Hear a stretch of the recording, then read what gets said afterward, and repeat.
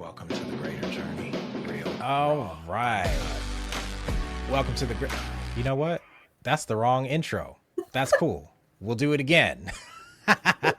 Welcome to the greater journey. I'm your host, Gregory Rutledge, author of From Waiter to Greater and creator of the Greater Framework. As you know, on this show, all we do is, interview our guests and help to express the messy middle, not the highlight reels, of what it takes to become an entrepreneur. So stories of transformation, and every conversation follows the Greater Framework.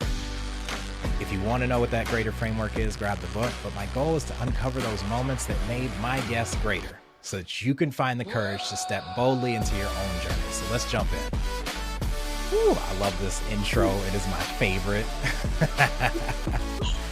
All right, let's get it. So today's episode, we have CJ Boyd, who is a woman on a mission to help every woman on the planet unearth her truth lying dormant buried beneath decades of rules and roles and unwritten expectations, so that she can empower her to monetize those truths, to build a legacy that her kids will be proud to inherit. And I know it is written in the word, a good man leaves an inheritance for his children's children. And I don't believe that just goes for men. No, absolutely not. Not these days.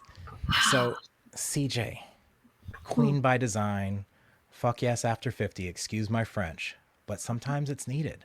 Yeah. So tell me, you're here now as an entrepreneur, but I know there's a story that led up to this, and that's what I want to hear today. All right. So I always was a girl who tamped myself down. I was like, I don't want to be in the front lines. I'll do everything behind the scenes. I don't want my name out there. I don't want the accolades. I'll just jump through hoops and make everybody else look good. And that worked for me during school. And, I did all the things and I followed all the rules and I got married and I had a couple kids, and then life kicked me in the teeth and I ended up losing everything, including my two children. To a man who was very violent but had money, and I literally left with nothing but the clothes on my back, moved to another state. I did have contact with my children, but I was not allowed to take them because the court system, was all about the money at that point in time.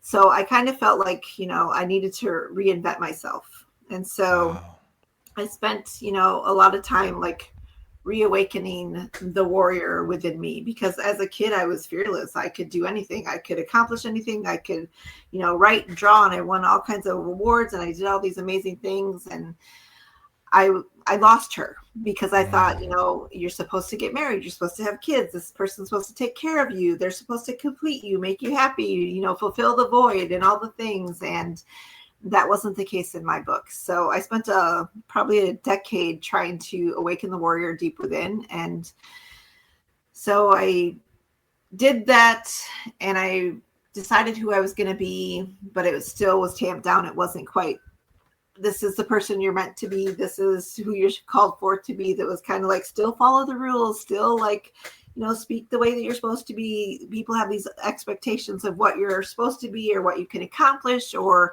how you should act, how you should dress, all the things. And for me, it was more of the same. And so I did end up, I got married. I had 3 more children. I took on 2 of his children. So I've birthed 5 babies. And I feel like that's like the greatest gift on the face of the planet. And I prided myself with, teaching my children, be good people, be good humans, help other people, do these things, and I always told my children, go big or go home. And for me, I wasn't living that.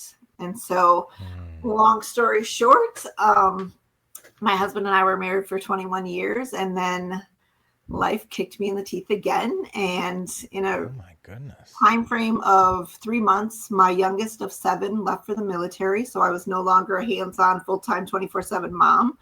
My marriage of 21 years imploded because I expected him to complete me. And I was carrying all this baggage from before, never healed through that, never figured out that I have to come whole and complete to 2 people who come together.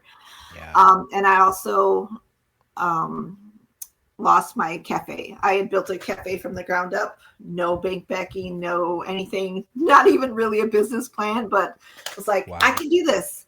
This is my goal. This has always been my lifelong dream. And when I was a kid, my mom bartended and cooked at a restaurant and I waitress. And I was like, okay, this is what I want to do. I want to leave something, but I want to incorporate my mom because my mom passed away of stage 4 lung cancer.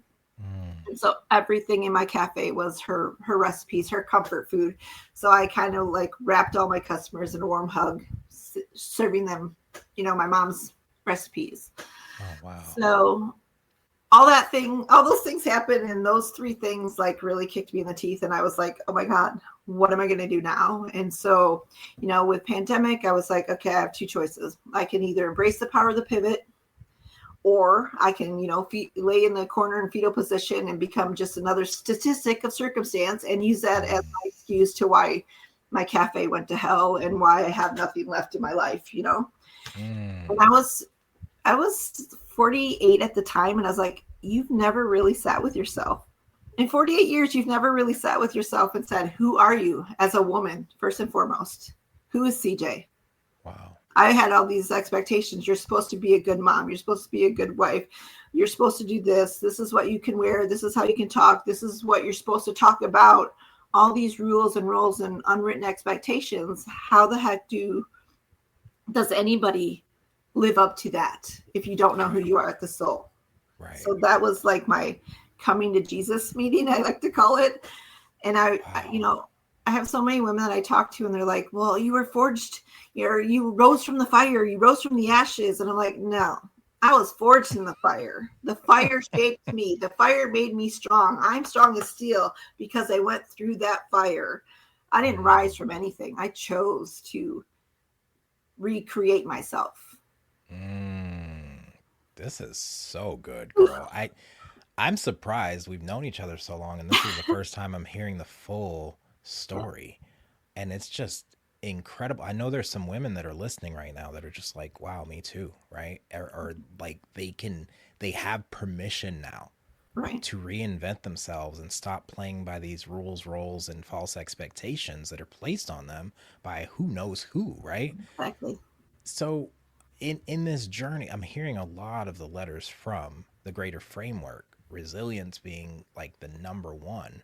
And there had to be a mindset reframe here. Like, and there's a lot of learning, and not learning like in theory from a book, but really learning by being in those trenches. So I'm going to ask this for the women that are listening that are like, but how, CJ? How did you do that? Like, how can I do that? Who or what taught you the biggest lesson on this journey? I think honestly, for me, it was my mom. Like watching my mom never live her dream, never go out and say, this is who Cheryl is. This is what Cheryl wants of her life. I always watch my mom scrimp and say, my parents got divorced when I was 14. My dad beat the hell out of my mom and me. I have 3 brothers, didn't touch them. And I watched my mom like jump through hoops to make him happy, and to dinner's on the table at a certain time. All the kids are well behaved. From the outside looking in, my parents coached Little League baseball, and it was like Dr. Jekyll and Mr. Hyde. My dad would take everybody on the team out for ice cream.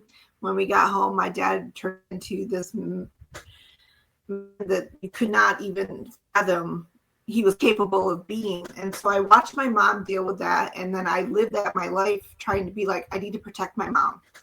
I need to make sure she's okay. I need to mother her and do the things. And I just remember laying in bed and I was praying, life would be so much better if he just wasn't here. And like within 48 hours, he left. Like he got in his car and he took off and he was gone. And so that stuck with me when I was going through all these things. I'm thinking, I need to live my life to leave a legacy for my daughters that they're proud to inherit, that they're not like embarrassed. Like, why did mom not step up and stand up for herself? Why did mom not do, mom's speaking, telling us, go big or go home, do this, do that. Never let anybody tamp you down. Never let anybody tell you what to do. But I was like, I'm giving lip service to the things that I want my daughters to, embody and embrace and be self-sufficient, have that self-belief and that courage to say, no, I don't need somebody telling me what to do. I can do it on my own. If I want your help, I'll ask for it, but you're not going to tell me what to do. And so that for me was like my mom, watching her be like, God love her. My mom was a great woman, had great work ethic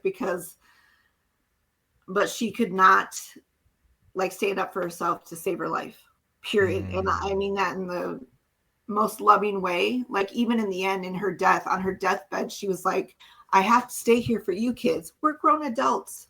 You're dying. Your pacemaker's going off. It's bringing you back to life when your body is telling you that's enough is enough. And I'm like, you just got to let go. So to watch that, I wanted to raise my girls and my children with, you know, the self-confidence, the courage, the self-belief, and the attitude of I can do anything I put my mind to and nothing's going to stop me, because I did not ever watch my mom do that or say that my entire life. Man, that is so beautiful. Living by example, be a living example. This is like the embodiment of be the change you want to see in the world. Like we hear it all the time, but it's a cute little quip, right? It's a cute quote. But like, what does that look like in practice? It looks like being the person that, like, because how many, I know there's people out here that their parents, the people that are watching, whose parents have told them, don't do this, don't do that. But all they see is their parents doing this thing. Like, for example, don't lie, right? And then someone calls on the phone, remember landlines, and it's like, tell them I'm not here. Well, now I just learned how to lie for you. So why not lie for me? Right? So I'm a big advocate for community. And I know that these kind of changes are really hard to make on your own. So I have to ask who, and this is for those of you that are out there, like, who helped her through? Like, how did she do this? I know she didn't do it alone. So who empowered you when you couldn't see it in yourself? And the second part of the question will be, how do you empower others now? Honestly, the thing that flipped the switch for me was being in my Bible, like going to scripture and being like, okay, he didn't create me for all this hurt and this sorrow and this crap that I've created in my own life. He created me for a purpose. And, you know, I spent the whole time being like, what about me? What about me? What about me? Woe is me? Woe is me? Woe is me? When I realized that he made me for a purpose so much bigger than me, and I stopped being selfish and making it about me. It's my purpose, my calling is to show other women what's possible. My mission is to be the voice for the women who haven't found their voice yet. And I get really emotional about it. When I had my cafe, I live in a really small town, like 862 people, but there's like 7 churches in the area, and all the pastors would come in, and I have my King James Bible on the counter in my cafe, and they'd be like, ooh, what is that you got there? And I'd be like, my Bible.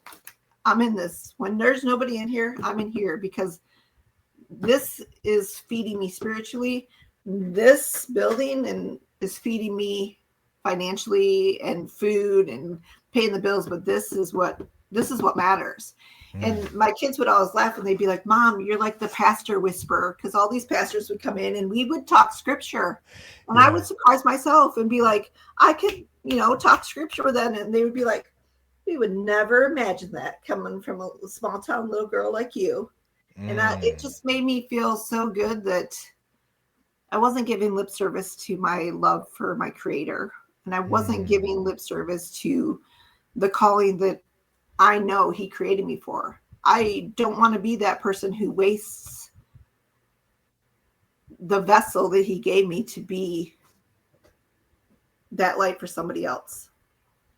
Oh, that's so powerful. I'm just stuck on the one thing you said that just like, I can't get past this. A pastor would come in into your cafe and see a Bible sitting on the counter and ask you what it was? Yeah. Well, they didn't expect it because I don't go to a physical church. Yeah. None of them had ever seen me in their service. So they were like, they would be like, "Oh, we're gonna pray. Do you mind if we pray?" And I'd be like, "Yeah." And then I would be like, "All right, I'm putting my Bible on the edge of the counter here. I got this." And it was just one of those things where I feel like every single pastor that came in there gave me a gift that needed to be opened a little bit more so I had better understanding. So not only for myself, but when other people were in a space where they needed a scripture or they needed, that thing that was going to make them be like, okay, today's going to be okay. That I was able to do that. Yeah. Oh my gosh. That's so beautiful. And there's something else you said that I want to touch on is you said gift, like your gift, the gift that was in your vessel to bring to the world. Have you ever noticed that the gift you have to give other people is the gift you cannot give yourself? Yeah. So I'm sorry to hear you lost your cafe. I was a barista, and every time I hear you say tamp down, I think of the coffee. the espresso shots. So I'm like, yeah, she was a barista too. Yes, she was. On that topic of the cafe, and such a small town, to have 7 churches in a town of 862 people, it's like 100 people per church, and it's like, I don't like you, I'm gonna go start my own church, right? Yeah, kind of like that. Right? I mean, that's it. In AA, we had this saying that if you don't like, or no, it was NA, if you don't like a meeting, all you need is a coffee pot and a resentment, and you can start a meeting. Right? And now it's like all you need is a stage and a resentment to start a church, right? Exactly. So now that you don't have a cafe, I know this, but I know there's someone listening that doesn't know you. They need to know, how do you empower others now? Like, what's your vessel? What's your medium? Well, I jumped into the online space because I was like, okay, everybody else is doing it. Why can't I? I should be able to figure this out, right? But I jumped into the online space without the mindset, without the courage, without the ability to know that my desperation was just going to breed desperation, and everybody that came to me was just in the same woe desperation as me. And so I word vomited, and I complained, and I harbored all this ill will, and I was like, poor me, I'm gonna the victim, what, and what I got was a lot more women. And finally I was like, what the heck are you doing? You're surrounding yourself with people who are, it's like we're having this contest to see who has the worst life. There's no like prize or trophy at the end, so why are you wasting your breath doing that? And then I literally sat and I'm like, okay, there's got to be something bigger. There's got to be something more than this.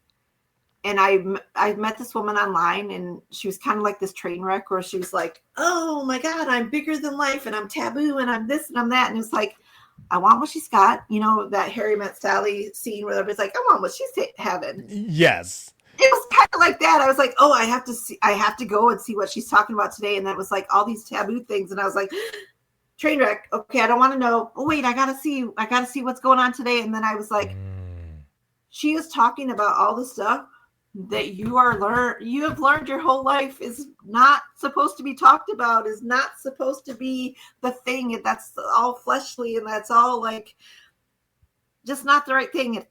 And so it's like, okay, you can do this and you can build a business, but you can do it in a way that's not, sensationalism or whatever you want to call it, not like doing it in the wrong way, not attracting attention in the wrong way. And so I had this opportunity come before me where I could be a TV show host on Phoenix TV. I met some women who I'm no longer associated with because they're not in integrity with really empowering women. And I'm a hard stand for no. But it gave me the opportunity to have my own show called Awaken the Warrior. And I interviewed men and women who have been through this crap. And it was like, I wanted to interview them and tell their stories, but not to sensationalize what they've been through, but to say, here was the moment, rock bottom moment where they didn't want to go on anymore. And they had that thing that was like tapping them, awaken the warrior inside them, and then how they did it. What were the tools that they used to bring themselves back to life, to breathe life back into their life? And so that was really amazing. I did that for a year. And then I was like, it's bigger. There's something more. There's something bigger out there. It's not supposed to be at just Awaken the Warrior. It's like, that's when I started Queen by Design. Like, everybody inside has this queen. Now that we've tapped in and awoken her, what are we going to do with her? How are we going to build her courage? How are we going to give herself permission to say yes to herself and to really go out and do the things that they want to do? And so I started in the space and I was coaching, but I wasn't charging anybody. I was like, literally, women would come to me, hey, I want to pick your brain. Hey, let's mastermind. Hey, let's collaborate. And it's like, okay. And that was great. And it fed me because I was like, I'm helping people. I'm helping people. I'm helping people. But then it's like, you're helping people, but you're not really helping them. You're telling them how to help themselves. They're not doing what you're telling them. They wanted to pick your brain and they got it for free. And now it's like, I've had conversations with some of those women, and just last week, and it's like, what's changed since we talked 4 years ago? She's like, well, nothing. I said, why hasn't it changed? Well, because I can't, or this, or he, or it, or she. No, it's you. You're the reason nothing's changed, because you didn't give yourself permission to do it. You didn't lay that brick down, solid foundation, and go, enough's enough. I'm done being a victim. I'm done playing this woe is me crap. I'm going to stand up and I'm going to do something that's meant for me, but it's going to change everybody who comes into contact with me. And I always tell people, you're that handful of pebbles. You throw it into the water, you don't see anything happen. They fall to the bottom. But you don't realize they're rippling out, rippling out.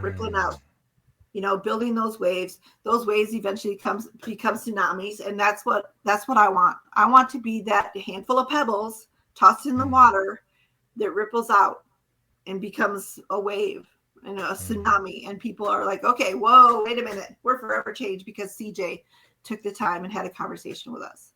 We're forever changed because CJ helped us build our courage and our self-belief that we can do absolutely anything we want to do if we make the decision and we're intentional and we're integrity and we say yes to ourselves. Come on, girl. You better say this louder for the people in the back. Yes, absolutely. Oh, man. So good. Wow. Just incredible. And I love that you touched on the, I'm helping people. Yay, it's working. Right. But they're not helping themselves and they're not helping you, because when you don't pay attention.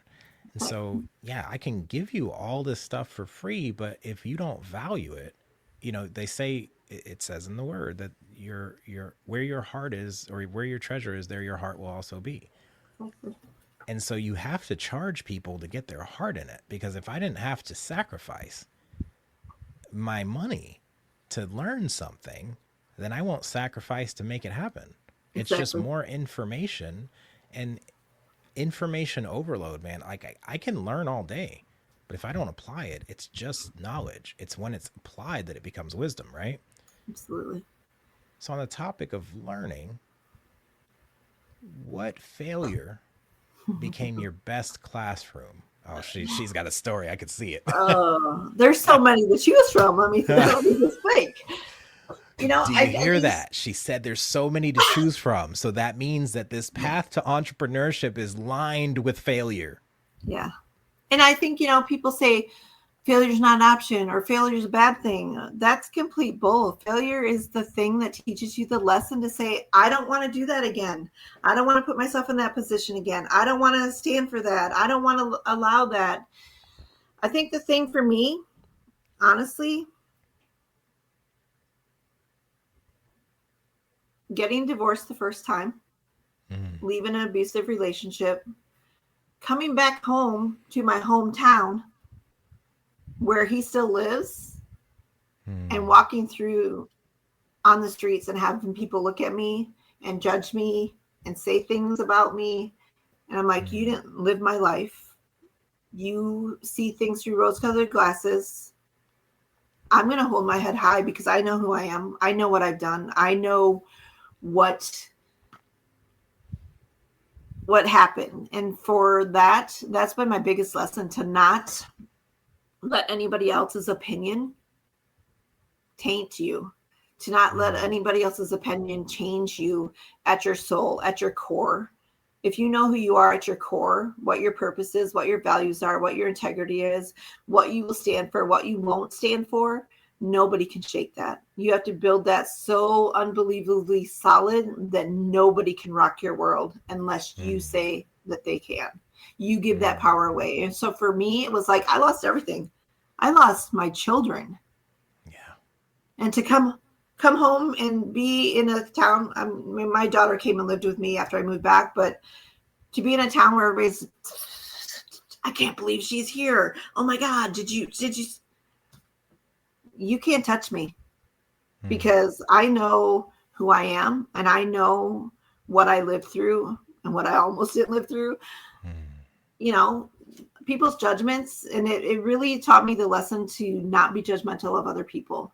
Like I used to go, you know, I gave birth to 5 children. My body's not like this amazing thing. And I'd walk by women and I'd be like, that bitch never bore no babies.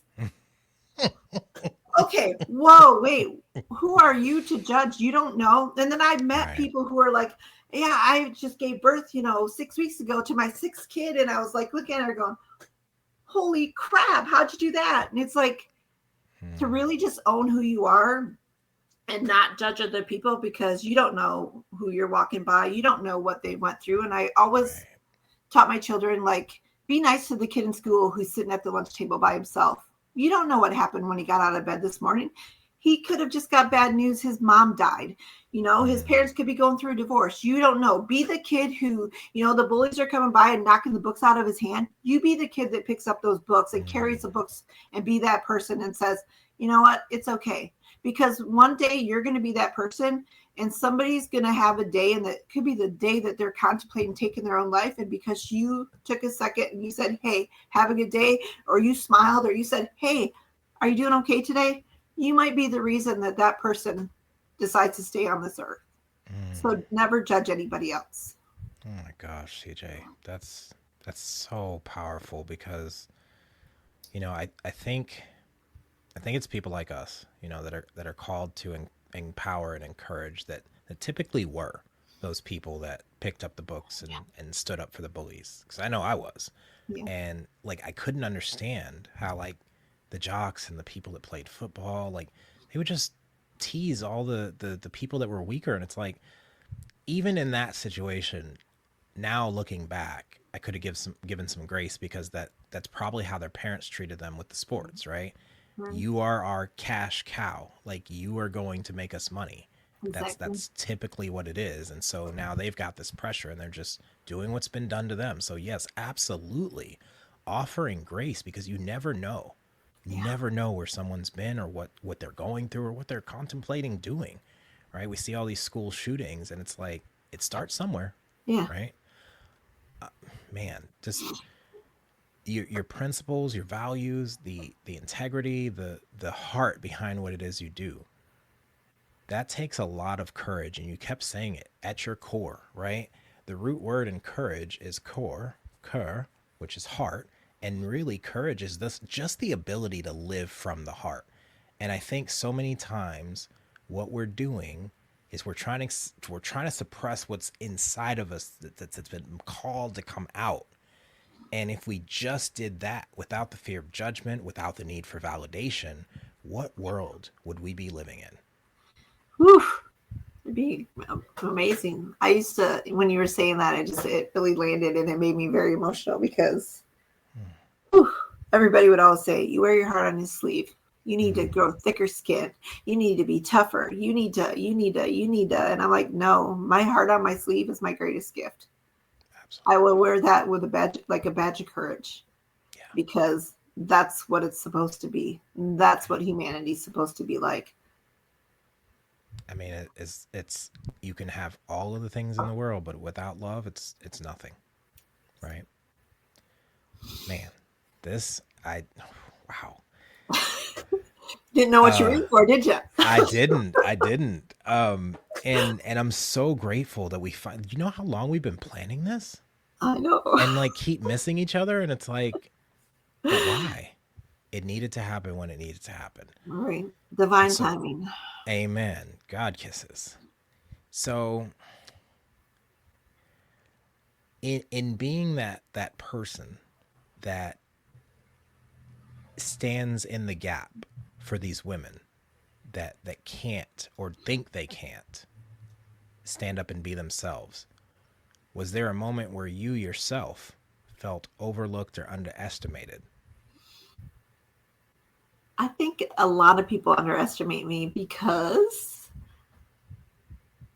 for an entire lifetime, I was, like I said, the girl behind the scenes. I never spoke up. I never stood up for myself. I never like made waves. It was like, don't go against the grain, don't balk authority. Don't do this, don't do that. And I feel like I finally just came to that point where I'm like, at 50, it's like, okay, enough's enough. Fuck yes after 50. That's the evolution of Awaken the Warrior to Queen by Design. And now here we are. And it's like, tell it like it is. Say your truth. Go out there. Shout it from the rooftops. Doesn't matter. The people who need to hear your voice are going to hear you because you're saying it. You're the lighthouse. You're not the tugboat trying to pull people and like, come my way or look at me and do this. It's like, no, I'm out there and I'm telling it like I see it. And I'm going to just be truthful and honest and not care because that's not the right phrase, but I'm going to let the chips fall where they may because me being silent is not helping anybody. Me not speaking my truth is doing a disservice to the creator who told me your calling is something bigger than this. Why are you sitting back and not saying anything? And I think it's more miserable to live with something on the inside of you that needs to come out and not let it out than it is to let it out and potentially be judged, criticized, or Absolutely. quote unquote fail, right? Right. There is no failure. It's all learning. Learning and unlearning. That's what I keep saying. And I just keep thinking back to when you go through things and you just tell yourself, just breathe, just breathe, just breathe. And it's like literally life. It's a series of inhales and exhales. If we stop long enough to take an inhale and we let it out, there's nothing. That's a gift. That's a gift. You have the gift of life. Your heart is beating, you're breathing. It's literally just as easy as that. Inhale and exhale. Nothing else matters. You are so right. Because think about it. It's the moment our breath leaves our lungs that life is gone. Yeah. So it is nothing else than breathing. Yeah. And we put all the expectations, we put all the, what's the word I'm looking for? We define that. Circumstances, we put emotion, we put fear, we put anger, we put all that hate, racism, all the things in it. It's not. It's just breathing. Don't overcomplicate it. Just breathe. That's all it is. And breathing combined with boredom, I believe sometimes, like we don't let our brains rest like we used to. There is no, and you said you're 55, right? Yep. You've been on this earth long enough to know that there was a time where there wasn't this bombardment of information and access to you. Like there was a time where we used to actually have to go to someone's house to meet with them and just gamble and hope that they were there, right? Or that they would answer the door. And there was a time where you had to wait in line to talk to someone on the phone because someone had the line tied up unless you had enough money to have two lines in the house, right? Exactly.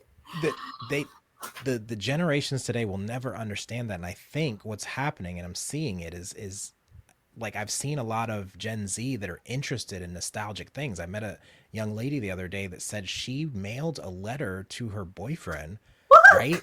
And like gave him instructions to like fill that thing out and email it back to her. So like they're combining nostalgia with technology because people are craving connection again, right? Yeah. And On that Genuine note, connection, not genuine. the surface bull crap that we try to do. It's the genuine, like, hey, I hope you're having a good day. Let's sit and have a conversation. Let's literally just sit and have a cup of coffee and talk for, 20, 30 minutes without looking at your phone, without scrolling a reel, without all these outside distractions. I think that genuine connection, like you said, that's what's missing. And we need to come back to that. Amen. Yeah, absolutely. And it's happening whether we want to or not. Like things always come full circle. Ecclesiastes 1:9-11. I posted it today. Do you not know that, there are no new ideas under the sun? Everything that is a combination of something that's already existed. And there's nothing you can say, look, here's a new thing, because it's always some combination of God's principles and his design reimagined for the current times, right? Exactly. And so we're coming to pretty much the fall of Rome right now, right? Everything is entertainment because they have to entertain us so that we don't lose our minds. Now, and that's an opinion, but make the decision for yourself based on what you're seeing. There's a woman out here or a man that's watching this that needs you, right? What is the one message you have for them?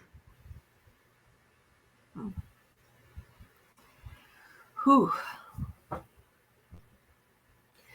That if there's something in your brain that's an idea, there's something on your heart, there's something in your belly that is giving you, those butterflies, that's a burning desire. That's something that you really need to tap into, that you really need to explore. And like you kind of touched on it, like everything that you can think of, God's already imagined, he's already created. And if it's in your brain, it's meant for you to explore. If it's in your heart, it's meant for you to, take the time to give it some love and see what happens. If it's in your belly, it's that burning desire that you want something different than what you currently have. And I think the message would be to, if it's there, it's something bubbling under the surface, let it out. What's the harm in letting it out? What's the worst that can happen?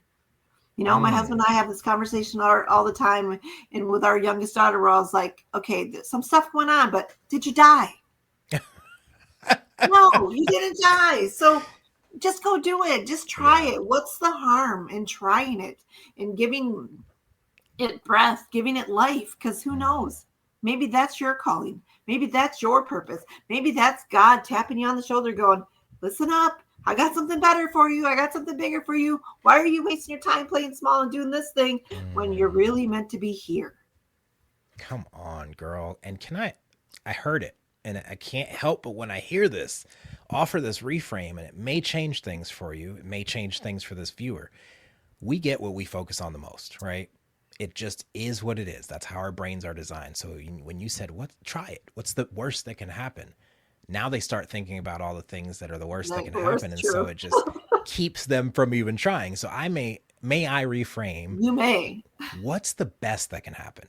Let's imagine the best case scenario of answering that call and it actually working. Like, we got to tell ourselves better mental movies, right? Yeah. We got to tell ourselves movies where we're the star and we win in the end, right? Absolutely. How awesome is this thing going to be when I actually follow it and it works and I get to live the life that God has for me and help other people live that life too, right? Absolutely, yeah. So I'm in full agreement with what you said. I just wanted to offer that for that listener too. Let's just tweak it just a little bit. It's great, but it can be greater, right? Oh, absolutely. And not to say that what you just, that's just my thing, is greater. So you are incredible, CJ C. Boyd, and we got to include the C because it's that maiden name and it's important. Where can they find you?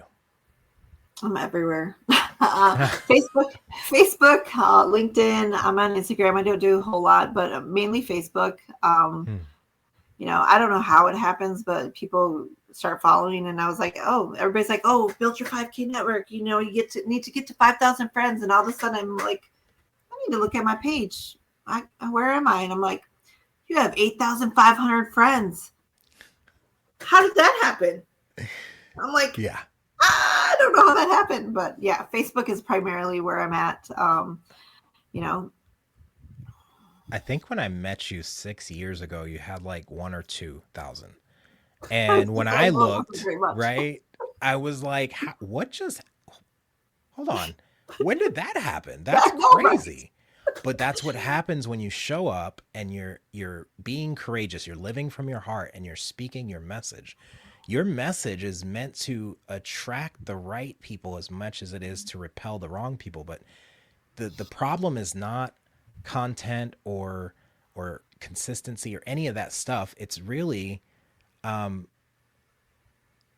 you attracting your people? It's visibility. They need to know you exist because there's more people in this world that don't know who you are than there are that do. And Right. they're ready to work with you. They're ready to follow you. They just need to know you exist. So I'm going to ask the challenging question because that's what I do. When are you going to start your YouTube? I actually have a YouTube channel, but I haven't done a whole lot with it. I did upload some of my Awaken the Warrior episodes on it, but I think that's somewhere I need to be. Absolutely. Because YouTube is like partnering with a multi-billion-dollar corporation that will eventually pay you to send you ideal clients. Oh, And it's the top of the funnel. Like you start with YouTube making evergreen content for your people as you do on Facebook. And you trickle all of the stuff that you can clip from that onto the other platforms, but always start with YouTube. awesome. This will be on YouTube. And Great. it's I wish I could watch you on YouTube because Facebook is very like I don't know about your retention or the watch time on YouTube or on Facebook and how much they're paying you. I'm not monetizing that just yet. See, and that's the thing. Like they tell you get to 5,000 followers and you're at 8,500 and you're still not pulling in anything. Yeah. But YouTube, your people are going to find you on there. There's a method to get them to watch and keep them there. And you could eventually be getting paid for the same thing, the same effort, maybe less that you're putting on Facebook. That's kind of why I've been kind of bridging away from it because it just feels like I'm shouting into the void. Right. And now that things have shifted to interest media, it's like if I'm not reaching them with what they're interested in anyway, they're not going to stop and watch. Exactly. And it's, oh God, the attention. Oh, girl, we can go all day long. Let's have another conversation because I want to dig deeper with you. Absolutely. And I try to keep these to about 30 minutes. Sometimes they go to an hour, but this has been an incredible interview. CJ Boyd on all platforms. Did you say TikTok? No. No TikTok. Okay. TikTok's a hard pass for me. I love it. I love it. It's ruining our attention span. Mm-hmm. And yeah, I'm gonna leave that there on the shelf for the next episode. So I encourage you, if you're listening to this, to remember to be bold and courageous. Do everything that you do with passion, and I promise you will have a life that you love. Now go and be greater. We'll see you in the next episode.